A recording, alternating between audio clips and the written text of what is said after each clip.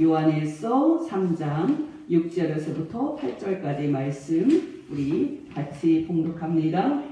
그 안에 거하는 자마다 범죄하지 아니하나니 범죄하는 자마다 그를 보지도 못하였고 그를 알지도 못하였느니라. 자녀들아, 아무도 너희를 미혹하지 못하게 하라. 의를 행하는 자는 그의 의로우시가 같이 의롭고 죄를 짓는 자는 마귀에게 속하나니 마귀는 처음부터 범죄함이라. 하나님의 아들이 나타나신 것은 마귀의 일을 멸하려 하심이라. 아멘. 네, 여러분, 살면서 중요한 것은 질문을 하는 겁니다. 여러분, 왜 우리가 진리를 찾지 못합니까? 바로 질문을 하지 않기 때문입니다. 여러분, 기억하시기 바랍니다. 이 세상에는 질문을 하지 않고 그냥 사는 사람들이 얼마나 많은지 모릅니다. 여러분, 한국 사람들은 열심히 사는 데 있어서 아마 세계 최고일 겁니다. 그러나 여러분, 무엇이 문제입니까? 바로 생각을 하지 않고 질문도 하지 않은 채 그냥 열심히 사는 것일 겁니다. 또 여러분, 왜 우리가 진리를 찾지 못합니까? 바로 질문을 하되 잘못된 질문만 하기 때문입니다. 사람들이 어떤 것을 질문하면서 삽니까? 사람들이 이런 것을 질문하면서 삽니까? 나는 왜 태어났는가? 나는 왜 사는가? 죽은 다음에 나는 어디로 가는가? 나는 어떻게 살아야 하는가? 나의 삶의 의미는 어디에서 찾을 것인가? 신은 존재하는가? 신이 있다면 나는 신을 어떻게 만날 것인가? 나의 죄는 어디에서 용서받을 것인가? 사람들이 정말 이런 것을 질문하면서 살고 있습니까? 천만의 말씀입니다. 사람들이 정작 중요한 이런 질문들은 하지 않고 중요하지도 않은 질문만을 하면서 사는 것이 현실입니다. 사람들이 하는 질문들은 이런 것들입니다. 어떻게 하면 내가 부자가 될 것인가? 어떻게 하면 내가 다른 사람들에게 인정받고 존경받는 사회적인 지위에 오를 것인가? 어떻게 하면 이 세상에서 성공하고 출세할 것인가? 무엇을 해서 먹고 살 것인가? 노년에 어떻게 안정되고 행복한 삶을 살기 위해서 재원을 어떻게 마련할 것인가? 죽을 때까지 어떻게 하면 아프지 않고 건강하게 살 것인가?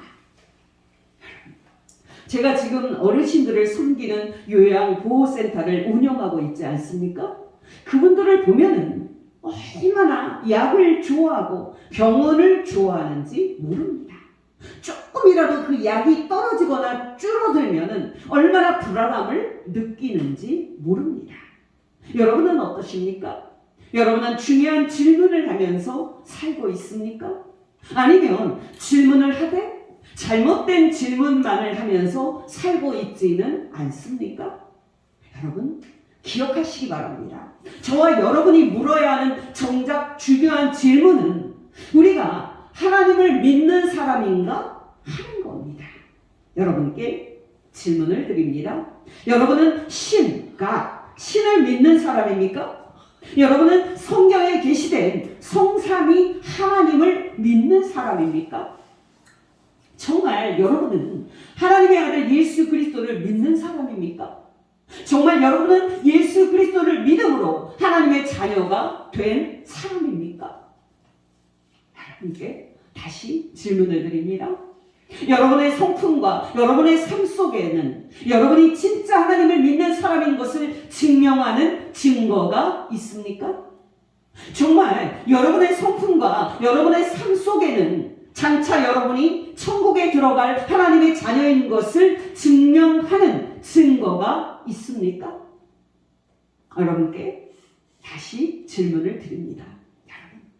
왜 이 질문이 중요합니까? 왜 저와 여러분이 이 질문을 우리 자신에게 반드시 물어야만 합니까? 바로 그 여러분이 알다시피 모든 사람을 심판하시는 하나님의 심판이 있기 때문입니다. 정말 그 이유는 하나님을 믿고 순종하는 자들을 구원하시는 하나님의 구원이 있기 때문입니다. 그렇다면 여러분, 저와 여러분이 진정으로 하나님을 믿는 자요, 진정으로 하나님을 아는 자임을 증명하는 것은 무엇입니까? 정말 저와 여러분이 진정으로 하나님의 아들 예수 그리스도를 아는 자임을 증명하는 것은 무엇입니까? 바로 죄를 짓지 않는 겁니다. 저는 이 진리를 계속해서 말씀을 드리고 있습니다. 근데 여러분, 죄를 짓지 않는 것을 무엇을 하지 않는다라는 식으로 소극적이고 부정적으로 생각하시면 안 됩니다. 예를 들어서 여러분, 한국교회 교인들은 술, 담배를 안 하는 것만을 경건의 표지로 생각하는 그런 경향이 있습니다. 그러나 여러분, 기억하시기 바랍니다. 하나님 앞에서 우리가 죄를 짓지 않고 사는 것은 술, 담배를 안 하는 것 같이 특정한 행동을 안 하는 것만을 말하는 것이 아닙니다. 정말 우리가 예수 그리스도 앞에서 죄 짓지 않고 사는 것은 성매매를 안 한다든지 거짓말을 안 한다든지 특정한 행동을 하지 않는 것만을 말하는 것이 아닙니다. 그것은 바로 적극적이고 능동적으로 의를 행하는 것을 말하는 겁니다. 이것이 바로 오늘 본문 7절이 말하는 겁니다. 자녀들아, 아무도 너희를 미혹하지 못하게 하라. 의를 행하는 자는 그의 의로우심과 같이 의롭고. 의는 여러분이 알다시피 죄의 반대말입니다. 다시 말씀을 드리면 죄가 하나님의 법인 십계명을 범하는 것이라면 의는 하나님의 법인 십계명을 지키는 겁니다. 구체적으로 말씀을 드려서 의는 우리가 위로는 성삼위 하나님을 섬기고 성삼위 하나님을 사랑하는 겁니다. 바로 이것이 제1계명부터 제4계명까지의 내용입니다. 또 의는 우리가 우리 이웃을 우리 몸처럼 사랑하는 겁니다. 바로 이것이 제5계명부터 제10계명까지의 내용입니다. 이렇듯 사람은 하나님의 법인 10계명의 요약입니다. 여러분, 중요한 것은 뭡니까? 하나님의 법인 10계명대로 순종을 하고 의를 행하는 사람이 바로 하나님의 자녀요, 장차 천국에 들어갈 사람이라는 사실입니다. 세상 사람들이 교인들을 향해서 비난할 때 교회 다니는 사람들은 말만 잘하고 입만 살았다 하는 그런 비판을 하는 것을 우리는 종종 들을 수 있습니다. 여러분은 어떠십니까? 여러분은 입술로 하는 말을 들으면 천사가 따로 없는 사람인데 여러분이 실제 사는 모습을 보면 위선과 거짓이 넘쳐나는 사람은 아닙니까? 입술로 하는 신앙 고백을 들으면 여러분은 세상에서 제일 믿음이 좋은 그런 사람처럼 보이는데 여러분이 실제 사는 행위를 보면 하나님을 전혀 믿지 않는 것처럼 사는 그런 사람은 아닙니까? 디도서 1장 16절을 기억하시기 바랍니다. 그들은 하나님을 시인하나 행위로는 부인하니 가증한 자요 복종하지 아니한 자요 모든 선한 일을 버리는 자니라. 야고보서 2장 8절입니다. 너희가 만일 성경에 기록된 대로 내 이웃 사랑하기를 내 몸과 같이 하라 하신 최고의 법을 지키면 잘하는 것이오니와 또 14절에서 17절입니다. 내 형제들아 사람이 믿음이 있노라 하고 행함이 없으면 무슨 유익이 있으리요 그 믿음이 능히 자기를 구원하겠느냐. 만일 형제나 자매가 헐벗고 일용할 양식이 없는데 너희 중에 누구든지 그에게 말하되 평안히 가라 덥게 하라 배부르게 하라 말하기만 하고 그 몸에 쓸 것을 주지 아니하면 그에게 무슨 유익이 있으리요. 이와 같이 행함이 없는 믿음은 그 자체가 죽은 것이라. 야고보서 1장 22절입니다. 너희는 말씀을 행하는 자가 되고 듣기만 하여 자신을 속이는 자가 되지 말라. 야고보서 2장 19절에서 20절입니다. 내가 하나님은 한 분이신 줄을 믿느냐 잘하는도다. 귀신들도 믿고 떠느니라. 아하 허탄한 사람아 행함이 없는 믿음이 헛것인 줄을 알고자 하느냐. 요한일서 3장 18절에서 19절 상반절입니다. 자녀들아 우리가 말과 혀로만 사랑하지 말고 행함과 진실함으로 하자. 이로써 우리가 진리에 속한 줄을 알고. 여러분께 질문을 드립니다. 여러분은 정말 어떤 사람입니까? 여러분은 정말 말과 행위가 일치가 되는 사람입니까? 아니면 말과 행위가 따로따로 노는 사람입니까? 여러분 기억하시기 바랍니다. 아무리 그 사람의 입에서 흘러나오는 말이 은혜로운 말처럼 들리고 하나님의 말처럼 들린다고 해도 그 사람이 죄를 짓는다면 그 사람은 하나님의 사람이 아닙니다. 여러분, 최근에 한국 사회에 가장 큰 충격을 준 사건이 JMS의 정명석 사건입니다.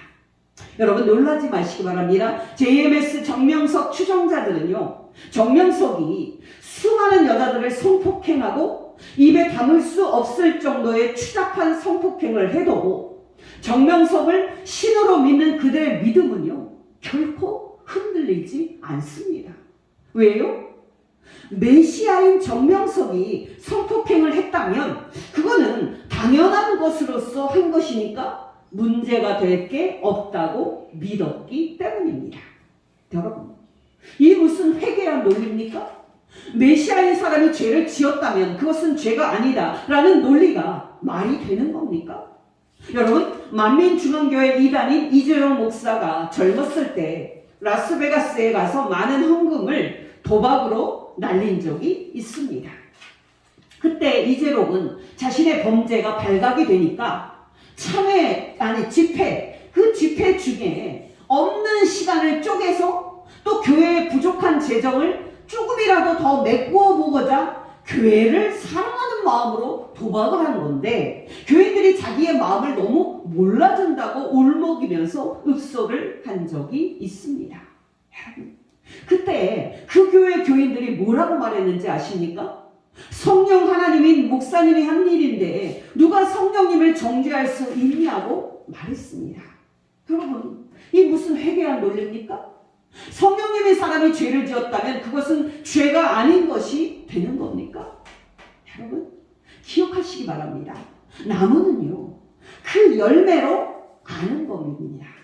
여러분, 메시아라고 주장하는 어떤 사람이 만약에 죄를 지었다면 그 사람은 메시아가 아닌 것이지 어떠한 회개한 논리로 포장을 해서 그 죄를 의라고 정당화할 수는 없는 겁니다. 그가 자신을 신이라고 주장을 하든 메시아라고 주장을 하든 그가 정말 자신을 성령님이라고 주장을 하든 재림 예수라고 주장을 하든 그 사람이 죄를 짓는다면 그 사람은 마귀의 자식인 것이지 하나님의 자녀는 결코 아닌 겁니다. 그러므로 여러분, 미혹받지 마시기 바랍니다. 그가 자신을 뭐라고 주장을 하든 그의 말이 아닌 그가 선하고 의로운 행동을 하는지 그의 행동과 삶을 살펴보시기를 바랍니다. 정말 어떤 여자가 자신을 뭐라고 떠들던 그녀의 말이 아닌 그녀가 선하고 의로운 행동을 하는지 그녀의 행동과 삶을 살펴보시기를 바랍니다. 피지의 은혜롭교회 신옥주 목사나 아가동산 강기순이나 돌나라 한농복구의 교주 박명호도 다 이단이며 다 적그리스도들입니다. 왜요? 그들이 그 입으로는 자신이 하나님의 아들이라고 주장을 하지만 그들은 사람들을 밥 먹듯이 성폭행하고 또 노동을 착취할 뿐만 아니라 사람들을 죽이기까지 했기 때문입니다. 입에 올리기도 더러운 말입니다만은 이단들의 핵심 교리에는 피가름 교리가 있습니다. 이 교리는 문선명이 최초로 만든 교리로 알려져 있는데요. 하와가 선악과를 따먹고 사탄인 뱀과 성관계를 함으로써 타락을 했으니까 메시아인 자기가 여자들과 성관계함으로써 여자들의 그 더러운 피를 깨끗한 피로 갈아 주어야만 여자들이 죄 씻음을 받고 천국에 들어간다는 사실입니다. 그 사상입니다. 여러분, 기억하시기 바랍니다. 어떤 것이 죄인지 사람들에게 가르치지 않아도 됩니다. 왜요? 창조주 하나님께서는 은혜롭게도 죄가 무엇인지 알 수 있도록 모든 사람의 마음 가운데 도덕법을 새겨 놓았기 때문입니다. 여러분, 미혹받지 마시기 바랍니다.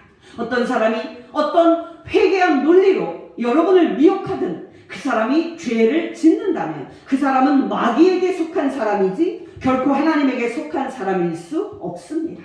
그러므로 여러분이 어떤 사람을 판단할 때 여러분이 자기가 메시아라고 주장하는 그 어떤 사람을 판단을 할 때 그가 도덕적이고 윤리적으로 의로운 행동을 하는지 그가 죄를 짓지는 않는지 확인을 해야만 합니다.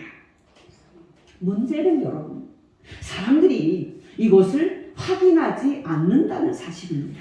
오히려 여러분, 놀랍게도 사람들은 다른 것을 확인하고 다른 것을 기준으로 사람을 믿습니다. 예를 들어서 사람들은 그 사람이 기적과 능력을 행하는지 그 사람이 신비한 체험을 하는 사람인지 이런 것들을 기준으로 해서 사람을 판단하지 그가 윤리적으로 깨끗한 행동을 하는지를 기준으로 판단하지 않습니다. 참 슬픈 일이 아닐 수 없습니다.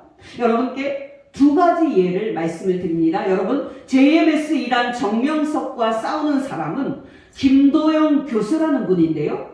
23일 김도영 교수는 천주교 평화방송과의 인터뷰에서 정명석이 단순한 사이비 종교 집단이었다면 자기가 이렇게까지는 하지 않았을 것이라고 말하면서 그 집단은 성범죄를 일으키는 범죄 집단이라고 선포를 했습니다. 그 인터뷰에서 김도영 교수가 말한 이야기를 말씀을 드립니다. 여러분, 1980년대 초반에 한 여자 의대생이 정명석에게 성폭행을 당합니다. 그 후에 이 여대생은 의대 공부를 마치고 산부인과 의사가 됩니다. 이 여대생이 산부인과 의사가 됐을 때 어떤 일을 했는지 아십니까? 놀라지 마시기 바랍니다. 정명석에게 성폭행을 당해서 임신한 여성들을 자기 병원에서 낙태를 시켜줬습니다. 놀랍지 않습니까? 보도에 따르면 정명석에게 성폭행 당한 여성들이 10,000명이 넘는다고 하는데요. 정말 큰 문제가 아닐 수 없습니다.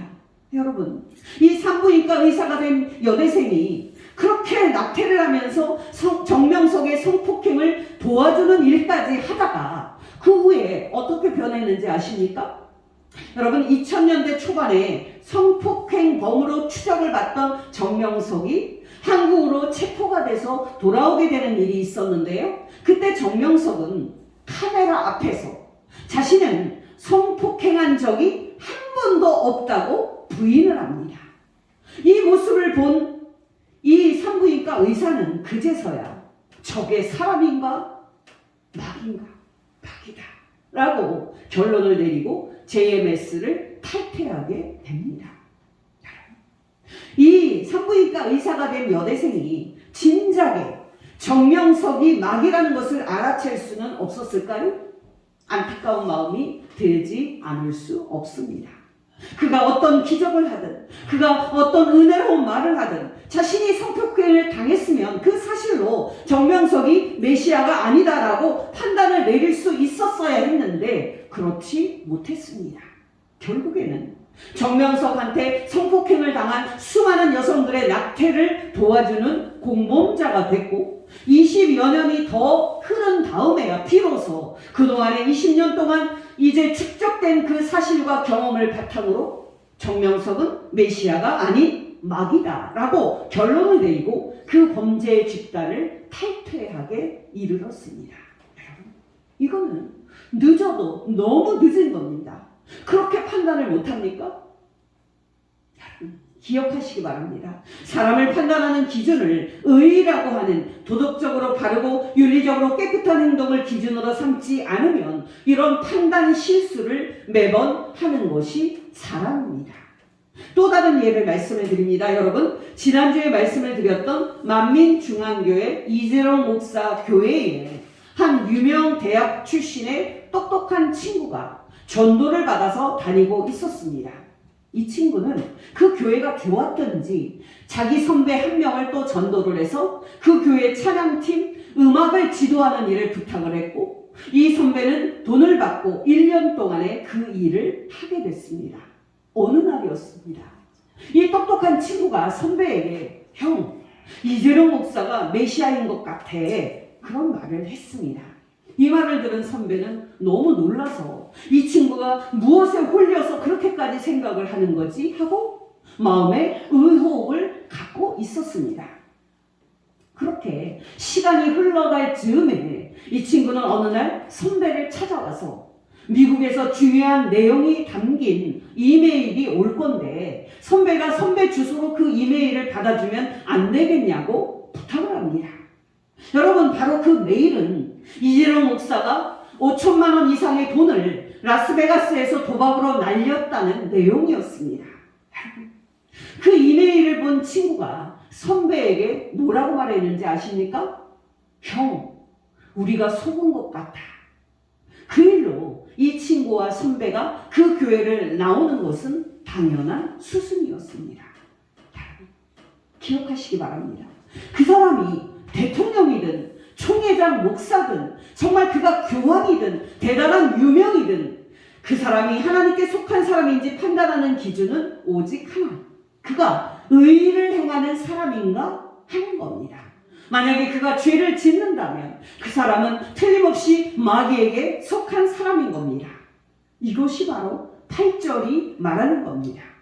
죄를 짓는 자는 마귀에게 속하나니 마귀는 처음부터 범죄함이라. 그거 아십니까? 예수님은 30세부터 33세까지 약 3년 동안 공적인 생애를 사셨는데요.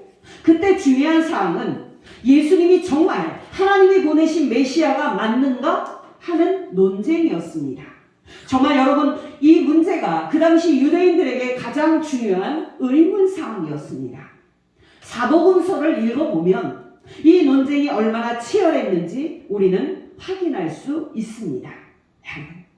당신을 하나님이 보내신 하나님의 아들 메시아인지 의심을 하고 의혹을 갖는 유대인들에게 예수님께서 자신이 메시아가 맞다고 공언을 하시고 그 말이 참됨을 입증하는 것으로 예수님께서 내세우신 기준이 무엇이었는지 아십니까? 바로 행위였습니다. 바로 당신이 죄를 짓는다면 당연히 당신을 메시아로 믿지 않아야 한다. 그러나 당신에게 조금의 그 죄도 흠도 없다면 그를 메시아로 받아들여야 한다 하는 것이 예수님의 논리였습니다. 유대인들은 그 당시에 정말 예수님을 탈탈 털었습니다. 여러분, 털어서 먼지 안 나오는 사람 없다고 하죠? 정말 그렇습니다. 검찰에서 압수수색을 하면 우리 중에 탈탈 털리지 않을 사람 하나도 없을 겁니다. 사람들이 우리를 깨끗한 사람이라고 생각을 했다면 그 생각은 허구였음이 만천하에 드러날 겁니다.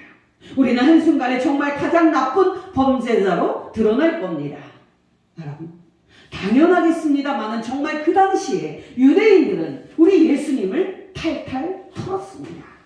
예수님께서 말씀을 전하는 곳마다 유대인들은 방문을 해서 예수님이 무슨 말을 하는지, 예수님이 혹시나 무슨 이단 교리를 말하는 것은 아닌지 감독을 했습니다. 정말 유대인들은 그 당시에 예수님의 입에서 나오는 그 모든 그 말을 검증을 했고 예수님의 말이 거짓인지 진리인지 철저하게 따져봤습니다. 사복음서를 보면 유대인들이 예수님을 시험하기 위해서 질문하는 이야기가 많이 나오는데요. 바로 예수님이 메시아가 맞는지 검증을 하기 위한 테스트였습니다. 물론 예수님은 유대인들의 테스트를 모두 통과합니다. 물론 여러분, 예수님이 말한 그 말뿐이 아니었습니다. 그 당시 유대인들은 예수님의 그 모든 행동과 사역을 다 점검했습니다. 예수님의 행동과 하는 일이 하나님의 말씀인 구약 성경에서 벗어나는 것은 아닌지 예수님이 가는 곳마다 따라다녔고 그렇게 예수님을 탈탈 털고 철저하게 검증을 했습니다. 결과는 어땠을까요? 당연하겠습니다마는 예수님은 어떠한 말과 어떠한 행동으로도 하나님의 말씀인 구약 성경에서 벗어난 것이 하나도 없다는 것으로 결론이 납니다. 그러면서 예수님은 말씀하실 때마다 당신이 하나님의 아들 메시아가 맞는지 확인하고 싶다면 당신이 행하는 그 행동과 일을 보라고 유대인들에게 촉구했습니다. 그러면서 만약 당신이 죄를 짓는다면 당신을 믿지 않는 것이 맞다. 그러나 당신께서 조금의 그 죄도 짓지 않고 의만 행했는데도 당신을 믿지 않는다면 메시아를 거절한 그들에게 하나님의 심판이 있을 것이라고 단호하게 말씀하셨습니다. 아버지를 보여달라고 요청한 빌립의 요구에 대한 예수님의 답변입니다. 요한복음 14장 8절에서 11절입니다. 빌립이 이르되 주여 아버지를 우리에게 보여주옵소서 그리하면 족하겠나이다. 예수께서 이르시되 빌립아 내가 이렇게 오래 너희와 함께 있으되 내가 나를 알지 못하느냐? 나를 본 자는 아버지를 보았거늘 어찌하여 아버지를 보이라 하느냐? 내가 아버지 안에 거하고 아버지가 내 안에 계신 것을 네가 믿지 아니하느냐? 내가 너희에게 이르는 말은 스스로 하는 것이 아니라 아버지께서 내 안에 계셔서 그의 일을 하시는 것이라. 내가 아버지 안에 거하고 아버지께서 내 안에 계심을 믿으라. 그렇지 못하겠거든 행하는 그 일로 말미암아 나를 믿으라. 예수님이 3년 동안 그 조금의 죄도 짓지 않고 의만 행했다는 것은 예수님이 심판받을 때 최종적으로 확인이 됩니다. 그 당시에 유대인들의 최종 목표는 예수님을 십자가에 못 박여 죽여 없애는 것이었습니다. 여러분이 알다시피 그 당시에 이스라엘은 로마 제국의 지배를 받는 식민지였고 또 로마 총독이 그들을 실질적으로 다스리고 있었습니다.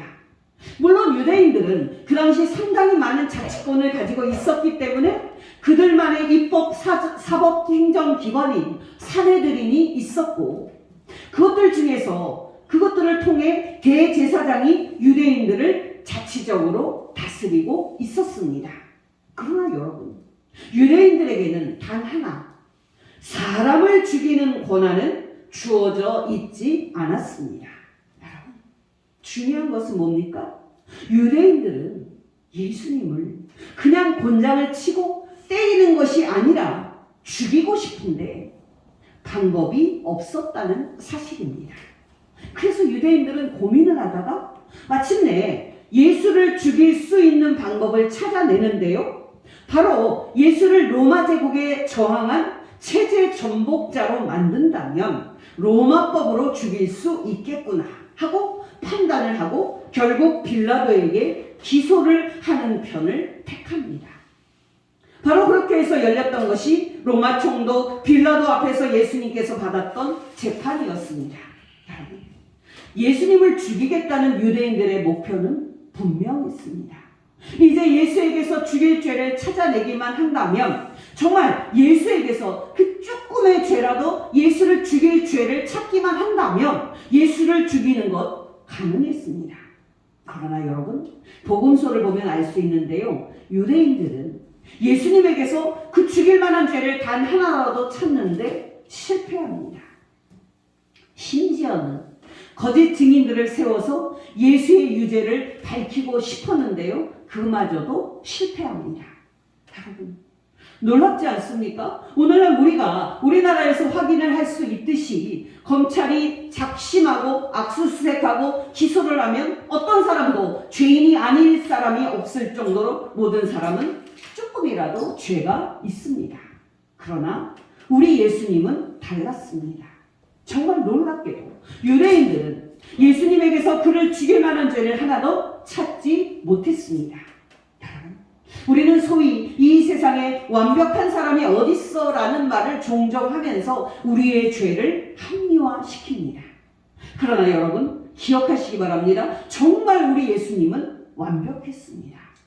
유대인들이 예수님의 그동안 했던 말과 행동을 포함해서 예수님의 모든 것을 탈탈 털었지만 예수님에게서는 하나의 죄도 나오지 않았습니다.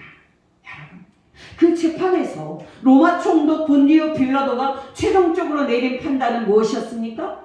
바로 예수에게는 죄가 없다 하는 판결이었습니다.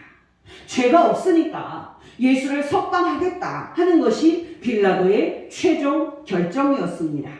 요한복음 19장 1절에서 6절입니다. 이에 빌라도가 예수를 데려다가 채찍질하더라. 군인들이 가시나무로 관을 엮고 그의 머리에 씌우고 자색 옷을 입히고 앞에 가서 이르되 유대인의 왕이여 평안할지어다 하며 손으로 때리더라. 빌라도가 다시 밖에 나가 말하되 보라 이 사람을 데리고 너희에게 나오나니 이는 내가 그에게서 아무 죄도 찾지 못한 것을 너희로 알게 하려 함이로라 하더라. 이에 예수께서 가시관을 쓰고 자색 옷을 입고 나오시니 빌라도가 그들에게 말하되 보라 이 사람이로다 하매 대제사장들과 아랫사람들이 예수를 보고 소리질러 이르되 십자가에 못 박으소서 십자가에 못 박으소서 하는지라. 빌라도가 이르되 너희가 친히 데려다가 십자가에 못 박으라. 나는 그에게서 죄를 찾지 못하였노라.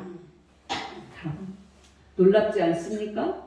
예수님이 살면서 조금의 죄도 짓지 않은 완전히 의로운 분이었음을 말해주는 성경 말씀들입니다. 요한일서 3장 5절입니다. 예수께서 우리 죄를 없애려고 나타나신 것을 너희가 아나니 그에게는 죄가 없느니라. 히브리서 4장 15절입니다. 우리에게 있는 대제사장 예수는 우리의 연약함을 동정하지 못하실 이가 아니요 모든 일에 우리와 똑같이 시험을 받으신 이로되 죄는 없으시니라. 히브리서 7장 24절 예수는 영원히 계심으로 그의 제사장 직분도 갈리지 아니하느니라. 그러므로 자기를 힘입어 하나님께 나아가는 자들을 온전히 구원하실 수 있으니 이는 그가 항상 살아계셔서 그들을 위하여 간구하시니라. 이러한 대제사장은 우리에게 합당하니 거룩하고 악이 없고 더러움이 없고 죄인에게서 떠나 계시고 하늘보다 높이 되시니라. 요한일서 1장 5절입니다. 우리가 그에게서 듣고 너희에게 전하는 것은 이것이니 곧 하나님은 빛이시라. 그에게는 어둠이 조금도 없으시다는 것이니라.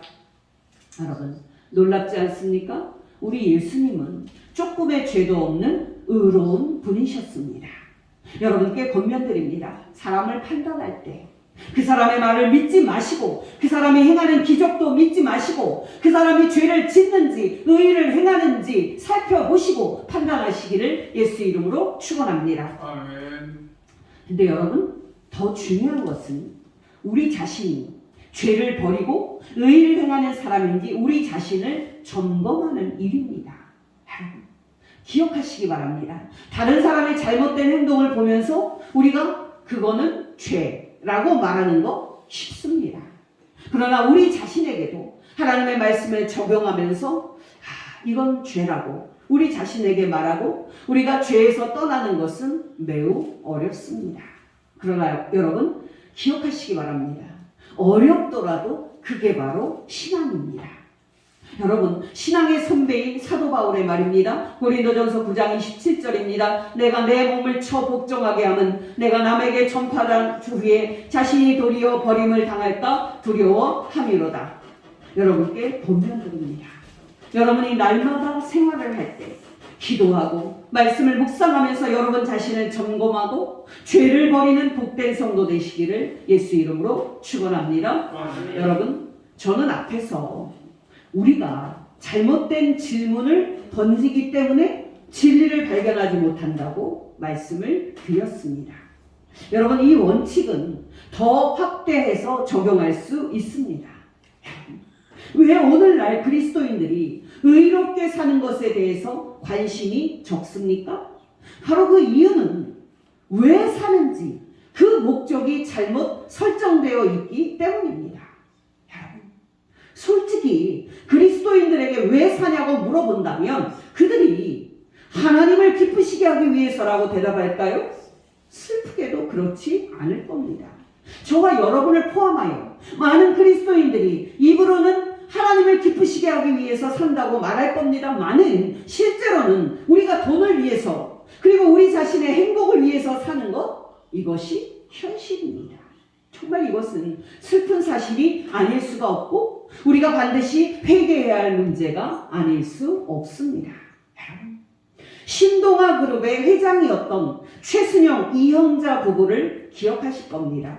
이분들은 신실한 기독교인들로 알려져 있고 신실한 장로와 권사로 알려져 있습니다. 근데 여러분 이분들은 동시에 회사 돈을 횡령하고 수천억 원을 해외에 밀반출한 혐의로 5년 징역형을 선고받고 1,500억 원의 추징금과 수십억의 세금을 체납하기까지 한 범죄자들이었습니다. 한 번은 여러분, 2013년도에 서울시 세금 조사관들이 이영자 권사의 집을 급습했습니다. 놀라지 마시기 바랍니다. 돈이 없어서 1,500억 원의 추징금을 한 푼도 안 내고 체납된 세금 수십억 원을 안 낸 이들 부부는 강남의 대저택에서 살고 있었고요. 가사 도우미도 2사람이나 두고 있었습니다. 또 차고에는 비싼 외제차 3대가 주차가 되어 있었을 뿐만 아니라 고가의 미술품도 20점이나 보관이 되어 있었습니다. 놀랍게도 집안 금고 안에는 현금이 2,600만 원이 보관이 되어 있었습니다. 그래서 이 돈을 발견한 서울시 세금조사관은 이 돈을 세금으로 압류한다고 말했습니다. 근데 여러분, 그때 이영자 권사가 뭐라고 말했는지 아십니까?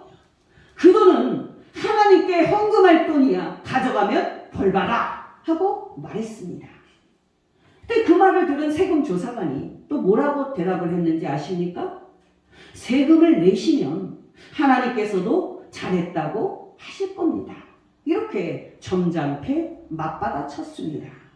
여러분 기억하시기 바랍니다. 우리가 짓는 죄를 하나님 앞에서 어떤 회개한 논리로 포장하거나 덮는다고 그것이 죄가 안 되는 것이 아닙니다. 왜냐하면 죄는 어떤 논리로 정당화해도 죄는 죄일 수밖에 없기 때문입니다. 그렇다면 여러분, 우리 그리스도인들이 왜 결코 죄를 지을 수 없습니까? 왜 우리 그리스도인들이 의의를 행하는 깨끗한 사람이 되어야만 합니까? 그 이유는 우리가 사귐을 갖는 하나님의 아들 예수 그리스도께서 의로운 분이시기 때문입니다. 오늘 본문 7절입니다. 자녀들아, 아무도 너희를 미혹하지 못하게 하라. 의의를 행하는 자는 그의 의로우심 같이 의롭고. 기억하시기 바랍니다. 신앙은 교회를 다니는 종교 생활이 아닌 우리가 의로우신 예수 그리스도와 사귐을 갖고 깨끗하신 예수 그리스도와 교제를 갖는 겁니다. 여러분 기억하시기 바랍니다. 어떤 방식으로든지 사귐과 교제는 교제 당사자를 상대방과 닮도록 만들게 되어 있습니다. 부부는 닮는다고 하죠. 바로 부부는 평생 함께 살면서 긴밀한 사귐과 교제를 하기 때문에 반드시 닮게 되는 겁니다. 그렇듯이 여러분, 예수 그리스도와 우리의 관계도 똑같습니다. 하나님의 아들 예수 그리스도, 그 예수 그리스도께서 조금의 죄도 흠도 없는 의로우신 분이라면 예수님과 사귀는 우리도 의로운 사람으로 변할 수밖에 없는 겁니다. 만약에 안 변한다면 그거는 우리가 예수 그리스도와 사귐을 갖지 않는 사람이기 때문일 겁니다. 여러분은 어떠십니까? 여러분은 의로우신 예수 그리스도처럼 날마다 의로운 사람이 되려고 힘쓰고 있습니까? 정말 여러분은 조금의 죄도 흠도 없는 의로우신 예수 그리스도처럼 날마다 의의를 행하고 있습니까? 여러분, 저는 정말 말씀을 준비를 하면서 두려움을 느낍니다. 왜요? 우리가 사는 목적이 심각하게 잘못 설정되어 있는 것이 아닌가? 그런 생각을 하기 때문입니다. 저는 앞에서 잘못된 질문을 하기 때문에 진리를 발견하지 못한다고 말씀을 드렸습니다. 다시 말씀을 드리지만 이 원칙은 더 확대가 돼서 적용될 수 있습니다. 여러분 기억하시기 바랍니다. 우리가 왜 사는지 목적을 잘못 설정을 하면 우리는 결코 진리를 발견하지 못할 겁니다. 어떠십니까? 여러분은 다른 무엇보다도 하나님을 기쁘시게 하는 목적을 위해서 산다고 말할 수 있습니까? 여러분은 이 거룩한 목적을 잊은 채 돈이나 행복이나 여러분의 그 악한 사사로운 이익을 위해서 살고 있지는 않습니까? 지난주에 말씀을 드렸듯이 전두환의 손자 전우원은 이렇게 말했습니다. 1인칭으로 제가 말씀을 드립니다. 이 세상에서 열심히 살지 않는 사람은 한 사람도 없습니다. 모든 사람들이 다 열심히 살고 있습니다. 그러나 열심히 사는 것이 중요한 것이 아닙니다. 열심히 죄를 지었느냐, 열심히 의의를 행했느냐가 중요한 겁니다. 나로 말할 것 같으면 나는 선택의 고비 때마다 열심히 죄를 선택했고 열심히 죄를 지었습니다. 사실 죄와 의, 이 둘 중에서 죄를 버리고 의를 선택하는 것 쉬운 것이 아닙니다. 왜냐하면 우리가 의를 선택할 때에 우리에게 손해와 불이익이 찾아올 뿐만 아니라 우리에게 고난과 역경도 찾아오기 때문입니다. 야곱의 아들 요셉 아시죠? 다른 이야기들은 다 생략을 하고요. 요셉은 다른 형제들에게 시기를 받아서 17살 때 애굽으로 팔려갑니다. 그리고 그 후에 애굽에서 애굽왕 바로의 경호대장이 보디발의 종이 되는데요. 결국에는 성실한 그 일처리로 인정을 받아서 요셉은 보디발의 아내, 이제 가정의 모든 일을 도맡아 처리하는 가정 총무가 됩니다. 근데 여러분, 얼굴도 잘생겼고 또 모든 면에서 출중했던 요셉을 보디발의 아내가 유혹을 하기 시작하는 일이 생깁니다. 창세기 39장 6절 7절입니다. 주인이 그의 소유를 다 요셉의 손에 위탁하고 자기가 먹는 음식 외에는 간섭하지 아니하였더라. 요셉은 용모가 빼어나고 아름다웠더라. 그 후에 그의 주인의 아내가 요셉에게 눈짓하다가 동침하기를 청하니. 여러분 생각해 보시기 바랍니다. 분명히 보디발의 아내는 애굽의 상위 1%의 상류층으로서 예쁜 얼굴과 매력적인 모습을 지니고 있었을 겁니다. 또 여러분, 그 당시에 요셉은 28살에 혈기왕성한 청년이었습니다. 만약에 그가 보디발의 아내의 그 은밀한 제안을 받아들인다면 그가 쾌락을 얻는 것은 말할 것도 없이 그는 많은 돈과 세상의 행복도 얻을 수가 있었을 겁니다. 반면에 그가 보디발의 아내의 제안을 거절한다면 고난과 역경이 찾아왔을 것입니다.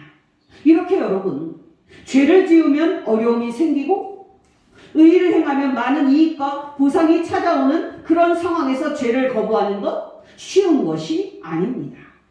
그러나 여러분, 죄에 관한 요셉은 결코 흔들리거나 타협하지 않습니다. 왜요? 그가 거룩하신 하나님을 경외하고 의로우신 하나님을 두려워했기 때문입니다. 동침하라고 제안을 하는 보디발의 아내의 제안을 거절한 요셉의 말입니다. 창세기 39장 7절에서 10절입니다. 그 후에 그의 주인의 아내가 요셉에게 눈짓하다가 동침하기를 청하니 요셉이 거절하며 자기 주인의 아내에게 이르되 내 주인이 집안의 모든 소유를 간섭하지 아니하고 다 내 손에 위탁하였으니 이 집에는 나보다 큰 이가 없으며 주인이 아무것도 금하지 아니하였어도 금한 것은 당신뿐이니 당신은 그의 아내임이라. 그런즉 내가 어찌 이 큰 악을 행하여 하나님께 죄를 지으리까? 여인이 날마다 요셉에게 청하였으나 요셉이 듣지 아니하여 동침하지도 아니할 뿐더러 함께 있지도 아니하니라. 여러분께 권면드립니다.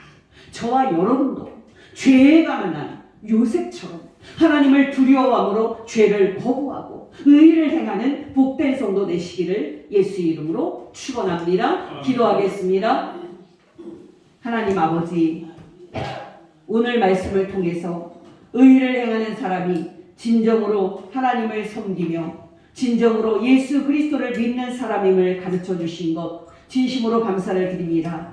그러나 하나님 아버지, 우리가 힘을 쓰면서 살고는 있습니다마는 우리의 생각과 말과 행동으로 죄를 지으며 하나님 아버지의 마음을 아프게 하는 일이 많았음을 또한 진심으로 회개합니다. 우리의 모든 죄를 용서하여 주시고 예수 그리스도의 피로 우리의 모든 죄를 깨끗하게 씻어 주옵소서. 또한 우리에게 말씀과 성령님으로 충만하게 하여 주시사 인생 끝까지 의의를 행하는 삶을 힘쓰며 선한 싸움을 싸우고 믿음을 지키게 하옵소서. 우리의 모든 죄를 대신 지시고 우리 대신 십자가에서 하나님의 심판을 받아주시고 우리를 위해 죽어주신 하나님의 아들 예수 그리스도의 이름으로 감사하며 기도드리옵나이다. 아멘.